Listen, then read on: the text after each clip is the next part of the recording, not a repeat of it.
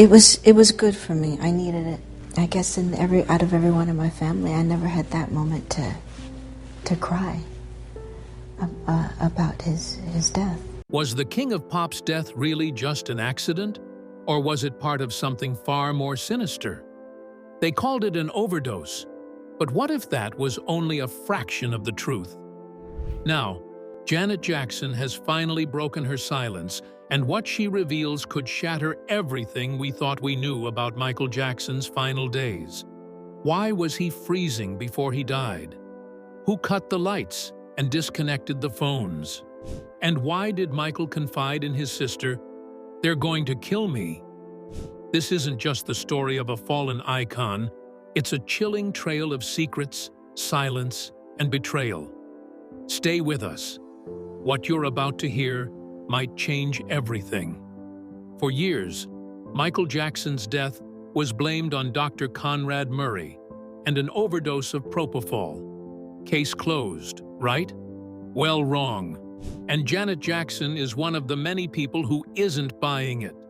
So she's speaking out, not just as Michael's sister, but as someone who knew what was happening behind the scenes. So what did she say that's got everyone rethinking everything? The headlines were everywhere. Michael Jackson, dead at 50. Fans were heartbroken, and the world was in shock. But behind closed doors, the Jackson family had doubts from the very beginning. And now, years later, Janet Jackson's comments are reigniting those suspicions in a big way. While Janet Jackson might not have all the answers, she's definitely cracked open the door, and what lies on the other side is what we're going to explore next. Stay with me, because the deeper we go, the darker it gets. The final days of Michael Jackson. Before Michael Jackson's sudden death shook the world, those closest to him were already deeply worried, and they had every reason to be. As the This Is It tour got closer, Michael was pushing himself hard, non-stop. He was rehearsing for hours on end, giving everything he had, and chasing perfection like his life depended on it, because that was just who he was. He didn't know how to give anything less than 100%. Michael didn't just want to put on a show, he wanted to give the world everything. But behind the glitter and stage lights, the King of Pop was tired. Not just tired, he was exhausted, drained, and according to his family, dangerously overworked.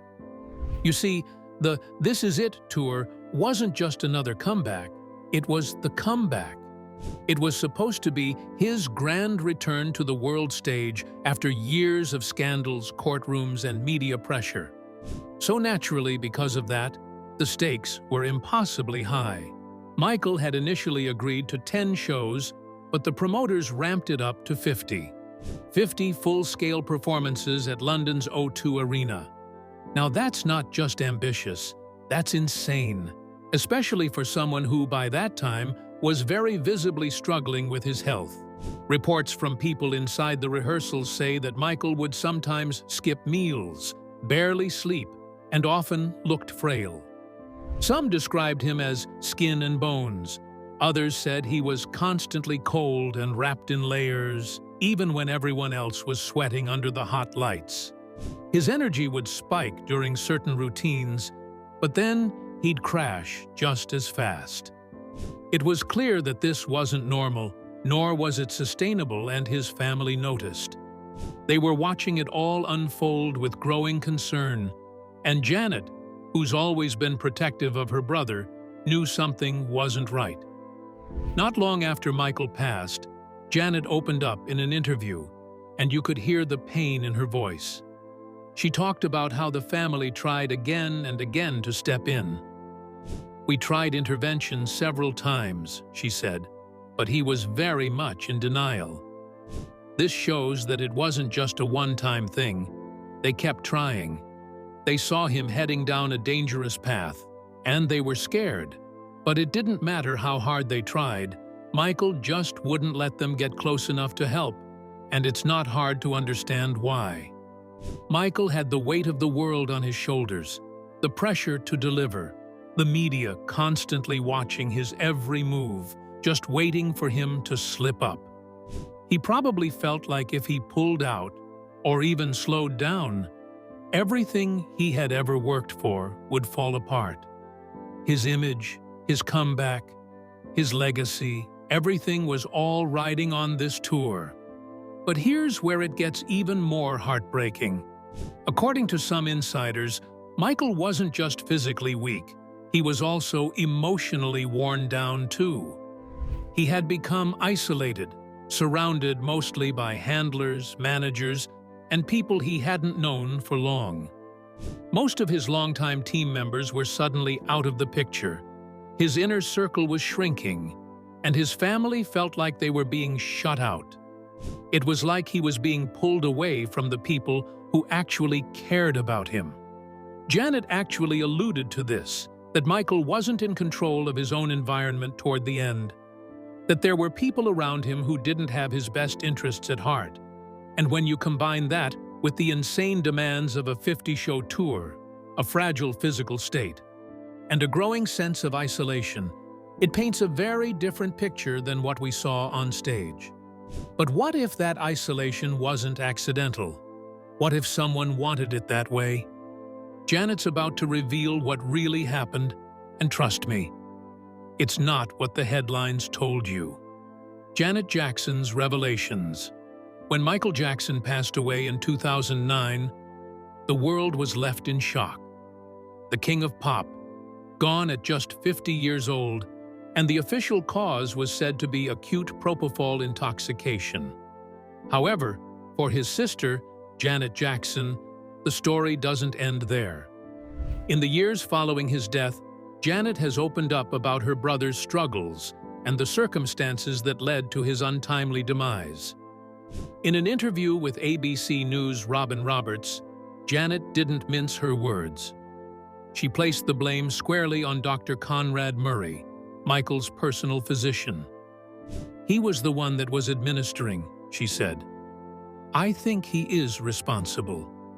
You see, Janet's assertion isn't just based on the fact that Murray administered the substance. It's rooted in the family's long-standing concerns about Michael's health and well-being. Janet revealed that the Jackson family had attempted multiple interventions to help Michael with his substance dependency. "We tried intervention several times," she admitted, but he was very much in denial. The family's efforts were met with resistance because Michael was the typical private individual who often kept his struggles hidden, even from those closest to him. Janet described the emotional toll these failed interventions took on her, particularly one intense attempt where she found herself overwhelmed. "I couldn't take it. I was just so overwhelmed with emotion, and I actually had to walk out of the room because it was just too much for me to handle." Despite their best efforts, the family was actually never fully aware of the extent of Michael's use of propofol, a powerful anesthetic typically used in surgical settings. Janet expressed her shock upon learning about it. "That was a shocker to me, and it's just that serious," she said. That's heavy, and none of us knew to that extent." Janet's grief is palpable, not just in her words, but in her actions as well. During her Together Again tour, she performed Scream, a duet she recorded with Michael before his passing. Each performance is a tribute, a way to keep his memory alive, yet it's also a painful reminder. "Listening to him every night, seeing him, remembering us," she shared in a BBC interview. "It's tough." Truth is, the bond between Janet and Michael was profound, as they did not just share a family name, but a deep connection forged through years in the spotlight. Janet often reminisces about their childhood, the times they spent together, and the support they provided each other. "We used to spend every day all day together," she recalled. "I have a beautiful picture in my home of him and I when we were just babies." Janet's reflections aren't just about mourning, they're about seeking justice and understanding. She believes that Dr. Murray's actions were not just negligent, but criminal. In her view, someone entrusted with her brother's care failed him in the most devastating way, and the legal system seemed to agree, because in 2011, Dr. Conrad Murray was found guilty of involuntary manslaughter for administering the lethal dose of propofol that led to Michael's passing. While the verdict didn't erase the pain or bring her brother back, it was a step towards closure. The loss of her brother, compounded by the knowledge that his death could have been prevented, remains a source of deep sorrow. So who is Dr. Murray? And was he just a careless doctor, or was there something much darker? The deeper you look, the more twisted it gets, and it all starts with how he entered Michael's world. The role of Dr. Conrad Murray. Dr. Conrad Murray wasn't some world-famous doctor or top celebrity physician when he first connected with Michael. In fact, the story of how he ended up becoming Michael's personal doctor is a little odd to begin with. He was a cardiologist based out of Las Vegas with a modest practice, not exactly Beverly Hills royalty. So, how did he land a gig taking care of one of the most famous people on the planet? According to reports, Michael personally requested Dr. Murray's services after meeting him through a mutual connection. At the time, Michael was preparing for This Is It, a tour that was both physically and mentally demanding.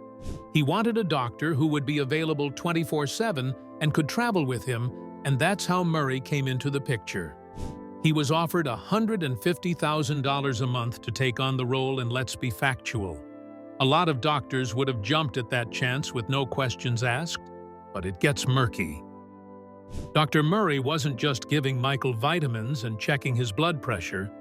He was reportedly administering serious substance, most notably propofol, a powerful anesthetic typically used in hospitals, during surgery, and never in someone's home. Michael had allegedly been using propofol as a sleep aid, and Murray, despite being a cardiologist, not an anesthesiologist, agreed to give it to him on a regular basis. Let's pause to think about that for a second. Michael Jackson, a global superstar, was being sedated nightly in his own bedroom with a medication that requires close monitoring, specialized equipment, and a trained team to administer safely. And it was being done by a single doctor alone in a private home. Based on court documents and testimony, on the night of June 25, 2009, Dr. Murray gave Michael a mix of sedatives, including lorazepam and midazolam, and eventually gave him propofol.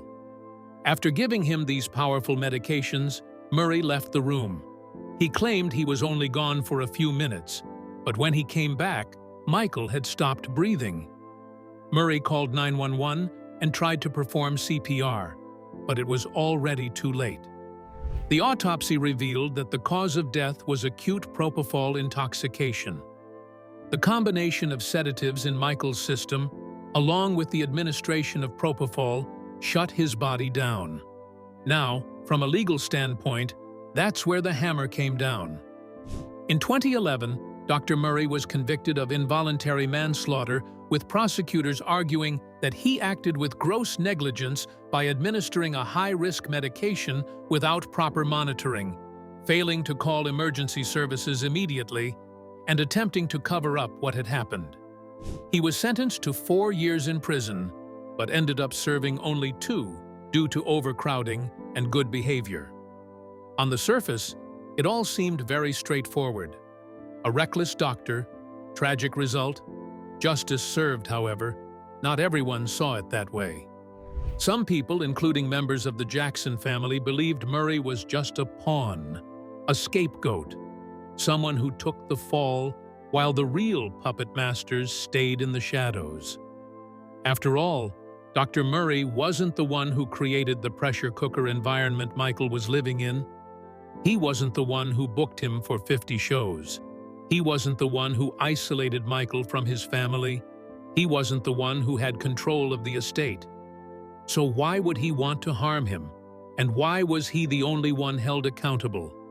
Even Murray himself has claimed he was set up. In interviews following his release from prison, he insisted he was just trying to help Michael, and that he was doing what the singer had begged him to do. According to Murray, Michael was the one who demanded propofol, saying he couldn't sleep without it, and threatening to cancel the tour if he didn't get what he needed. Murray said he was afraid that if he walked away, someone else would step in, someone even less qualified and even less cautious. It's also hard to ignore the fact that after Michael's death, there were a lot of people who stood to gain financially, legally, professionally, and the Jackson family hasn't been quiet about it either. Janet and LaToya have both expressed their doubts about the official narrative, pointing fingers at those who had access to Michael, those who managed his business affairs, or had control over his finances in his final days. So was Dr. Murray reckless? Absolutely. Was he negligent? Yes. But was he alone in the chain of events that led to Michael Jackson's death? That's where the story starts to twist. What's clear is that Conrad Murray was the man in the room when it all went down. He's the one who administered the medications. He's the one who failed to act quickly. But the world Michael Jackson was living in, the one of pressure, paranoia, and isolation, wasn't created by a single doctor. And maybe, just maybe, that's the part people still aren't ready to confront. But what if Murray was truly just a pawn?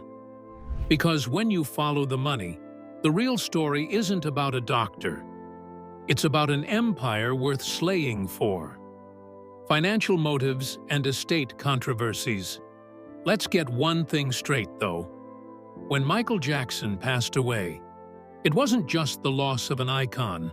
It was the moment a billion-dollar empire became vulnerable, and behind the headlines, tributes, and memorials, a storm was quietly brewing over the one thing even more powerful than his fame, his catalog. If you know anything about the music industry, you know that owning music publishing rights is where the real money is. And Michael didn't just own his own hits, he owned everybody else's. In 1985, he shocked the industry by outbidding Paul McCartney for the rights to the Beatles' catalog. Not long after, he formed a joint venture with Sony ATV, which ballooned into one of the most valuable publishing catalogs in music history. We're talking hundreds of millions of dollars, possibly billions, all tied up in just publishing rights. This wasn't just about Billie Jean and Thriller. Michael's catalog included songs from Elvis Presley, Eminem, Taylor Swift, and more. It was an empire, one that gave him more financial power than most people in the industry could stomach. And according to his sister, LaToya Jackson, that power made him a target. In multiple interviews, LaToya has insisted that Michael knew someone was trying to take him out, and not in the metaphorical sense. She claimed he repeatedly told her, "They're going to kill me for my catalog." Honestly, that's a terrifying sentence coming from someone like Michael Jackson. He wasn't just being paranoid, he was being precise. He knew what he owned, he knew who wanted it, and he knew what it was worth. LaToya said it wasn't just a theory. She pointed to the people who began seizing control the minute he died. Executives, advisors, individuals Michael allegedly didn't trust, yet somehow ended up running the show, and that's where things start to get messy. After Michael's death, the Jackson family quickly found themselves at odds with the executors of his estate, namely John Branca and John McClane. These two men were named as co-executors in what was presented as Michael's final will, but the twist was several family members, including Janet, Randy, Rebby, and Jermaine, didn't believe the will was real. They claimed it was forged, and their argument wasn't just based on emotion. The will, dated July 7, 2002, stated that Michael signed it in Los Angeles. But according to multiple accounts, including statements from Michael's own children and former business associates, he was in New York on that day, not Los Angeles. So how could he have signed it from across the country? That question sparked outrage within the family, leading to a now infamous letter sent to the estate's executors. In it, they wrote, "We know there is most certainly a conspiracy surrounding our brother's death, and now we must ask, was this will fake from the start?" They demanded the resignation of Branca and McLean, claiming the two had used a possibly fraudulent document to gain total control over Michael's assets. The estate, of course, denied the accusations, but the damage was already done. The family was now locked in a full-blown war with the people in charge of Michael's legacy, and you really have to ask, why would anyone forge a will? Well, let's talk about control. The executors of Michael's estate were suddenly overseeing deals worth hundreds of millions. From music licensing to posthumous releases to major film and television projects, everything went through them. They had the power to greenlight projects, manage earnings, and negotiate global business deals, all in Michael's name. That kind of power is rare and incredibly lucrative. Meanwhile, the Jackson family, his actual blood, were mostly left out of those decisions. Some received allowances, others got nothing at all. It created deep tension between the family and the estate, and to this day, those wounds haven't fully healed. But let's not forget how convenient it all seemed. Michael passes unexpectedly. Within days, the will is produced, the executors move in, the estate is locked down, and somehow, the very catalog Michael feared would be taken from him is now out of his family's hands. LaToya didn't bite her tongue about this. She said, "They took his life for it. They took his life for his music rights." And when you consider how much money those rights generate even now, over a decade later, it's hard to ignore that possibility. The truth is, Michael Jackson's music wasn't just art, it was leverage. Whoever controlled it, controlled the empire, and whoever controlled the empire had a whole lot of reasons to keep Michael from regaining full ownership. So, was there a conspiracy? Was the will forged? Did someone want him gone to cash in? We may never get definitive answers, but what we do know is that the Jackson family, especially LaToya and Janet, have never let go of these suspicions, and if even a fraction of what they've said is true, then this story is far from over, because Michael's greatest hits may have topped the charts. But behind the scenes, the fight over his legacy could be his darkest chapter yet. Michael was gone, the catalog was seized, and the ink on the will was barely dry. But if Sony had nothing to hide, why does their name keep coming up? Conspiracy theories and allegations. When you start digging into Michael Jackson's final years, one name keeps coming up again and again, and that name is Sony. Michael had a notoriously rocky relationship with the label.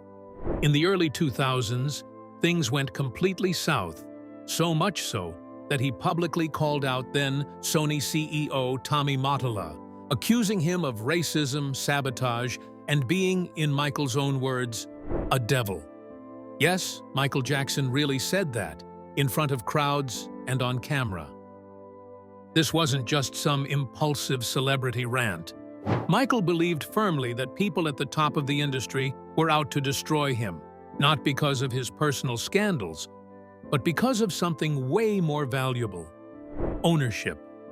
See, Michael had managed to gain control over some of the most powerful music rights in the industry, including a big chunk of Sony ATV, the very company that held publishing rights for artists like the Beatles, Bob Dylan, and more.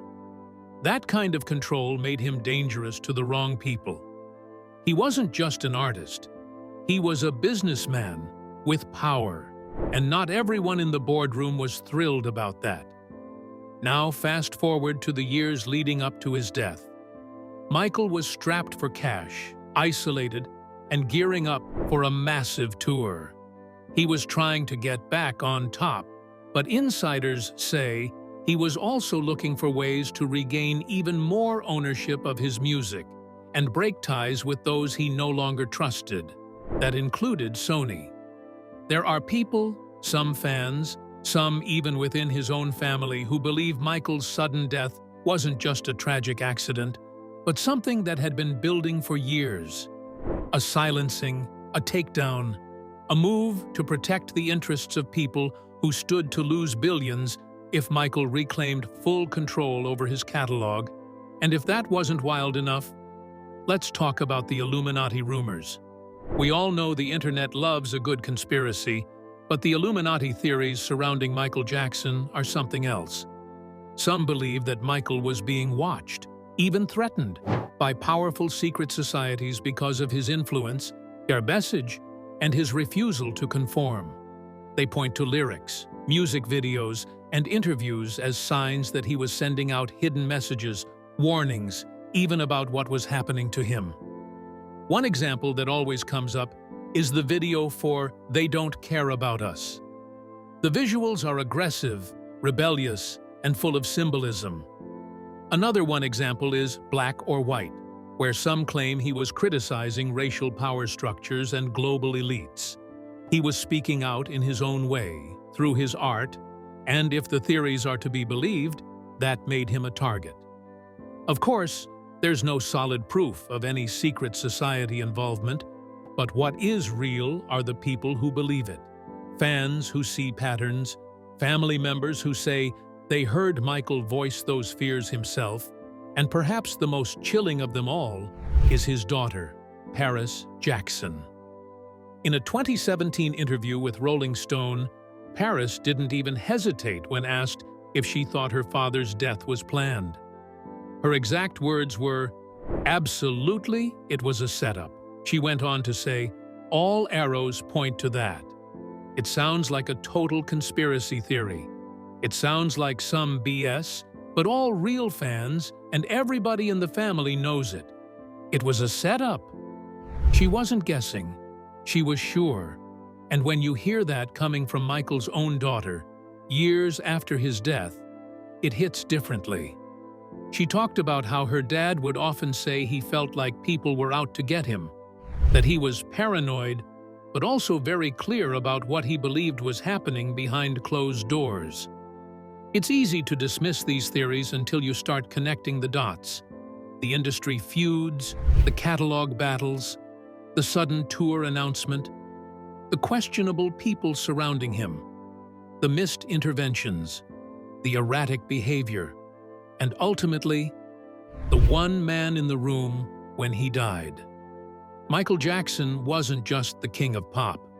He was a man trying to protect himself, his children, and his legacy.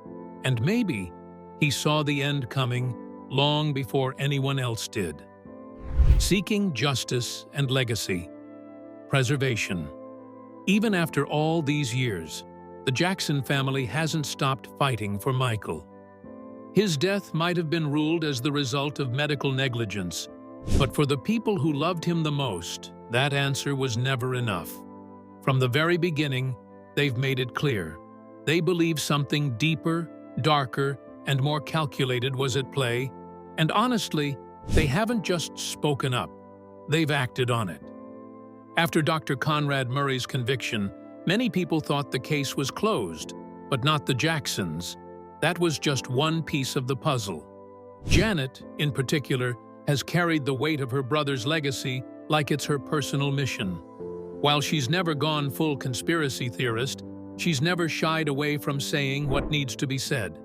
She's been vocal about how Michael was treated, how isolated he became, and how their family tried again and again to pull him out of a toxic situation. Her words have been careful, but powerful, and through her actions, she's made it crystal clear that she's not letting the world forget who Michael really was. The Jackson family has also taken steps to protect Michael's image from exploitation.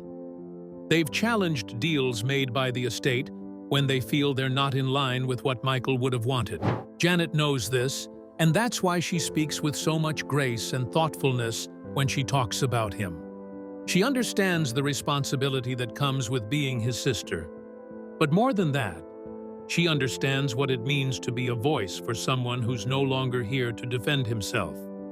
She doesn't chase the headlines or lean into drama. She honors him quietly, consistently, and with dignity.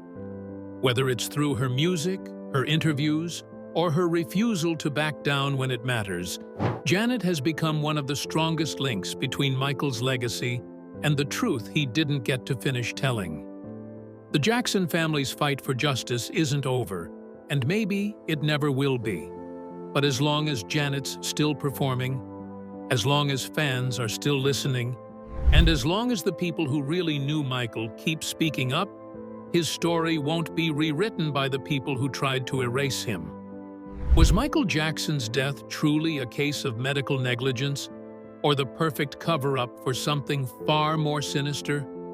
Do you believe his death was planned, or do you think it was a tragic accident fueled by fame, pressure, and poor decisions? Drop your thoughts in the comments below, and don't forget to like, subscribe, and share. If you enjoyed this video, click on the next video on your screen.